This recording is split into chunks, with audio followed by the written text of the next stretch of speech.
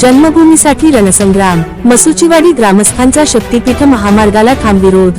प्रस्तावित शक्तीपीठ महामार्गाविरोधात मसुचीवाडी ग्रामस्थांनी एकमुखी भूमिका घेत ग्रामसभेत ठाम विरोधाचा ठराव मंजूर केला आहे। या महामार्गामुळे गाव विस्थापित होण्याचा धोका निर्माण झाला असून सुपीक शेतीचे मोठ्या प्रमाणावर नुकसान होणार असल्याची भीती ग्रामस्थांनी व्यक्त केली।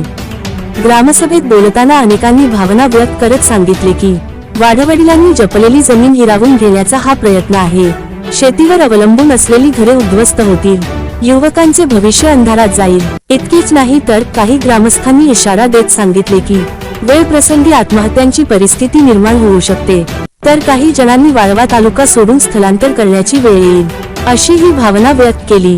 दरम्यान ग्रामस्थांनी लोकशाही मार्गाने संघर्ष सुरू करण्याचा निर्णय घेत जन्मभूमीसाठी मरण पत्करू पण मागे हटणार नाही असा निर्धार व्यक्त करत मसुचीवाडी ग्रामस्थांनी सरकारला थेट इशारा दिला आहे।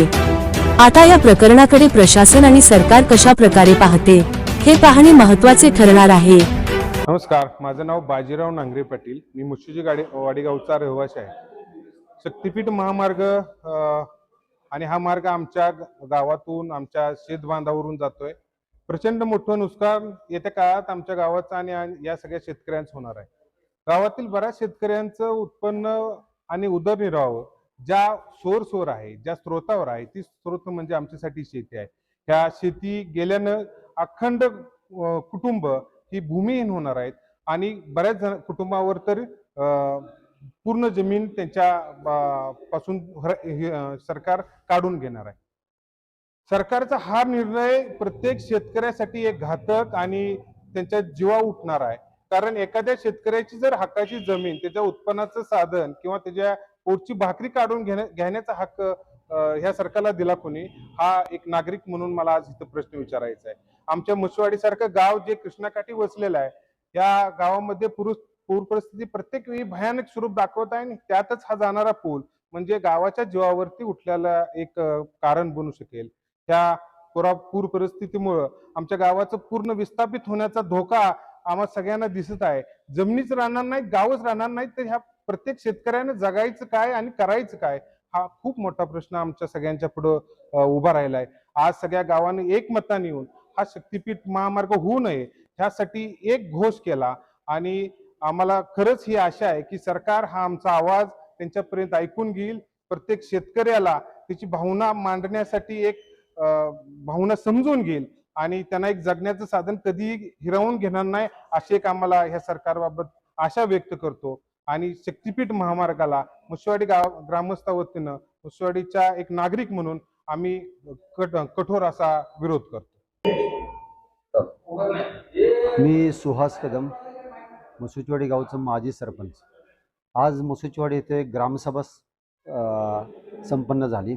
या ग्रामसभेमध्ये सर्वानुमते एक संमतीने शक्तीपीठ विरोधी ठराव मंजूर झाला।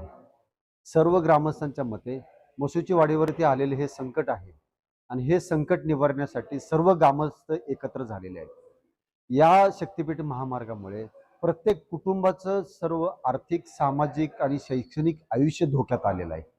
मसुचीवाडी गाव हे या शक्तीपीठ महामार्गामुळे विस्थापित होण्याची पूर्णपणे परिस्थिती निर्माण झालेली आहे।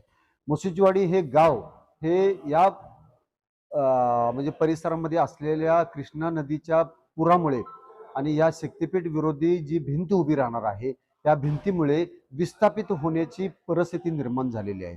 कदाचित या महाराष्ट्राच्या नकाशावरती हे गावाचं जे अस्तित्व असेल, हे अस्तित्वच पूर्णपणे नष्ट होण्याची भीती निर्माण झालेली आहे। आमच्या जे गल्ल्या असतील, गल्ल्यामध्ये जी आमची नाती असतील, आजपर्यंतच्या 40-50 वर्षे काही पिढ्या या लोकांनी जे काही हे गाव वसवण्यासाठी आपलं आयुष्य खर्च केलेलं आहे, पाणंद रस्ते, मुख्य रस्ते बनवण्यासाठी आयुष्य खर्च केलेलं आहे, ते सर्व बेचिराख होणार आहे। हा शक्तीपीठ महामार्ग इथं होऊ नये यासाठी सर्व गाव विरोध करण्यासाठी एकवटलेला आहे। हे गाव ते नकाशावरून बाजूला जाणार आहे, तर ह्या गावातली जी काही जी नाती असतील, जी एकजीवता असेल, ती सर्व नष्ट होणार नाही। हे गाव कुठे महाराष्ट्राच्या नकाशावरती विस्थापित होईल आणि ह्या गावाचं अस्तित्व पूर्णपणे नष्ट होईल, अशी परिस्थिती निर्माण झाल्यामुळे आमच्या सर्व ग्रामस्थांचा मनापासून शक्तीपीठ या रस्त्याला पूर्णपणे विरोध आहे आणि हा विरोध हयात कायम राहणार आहे.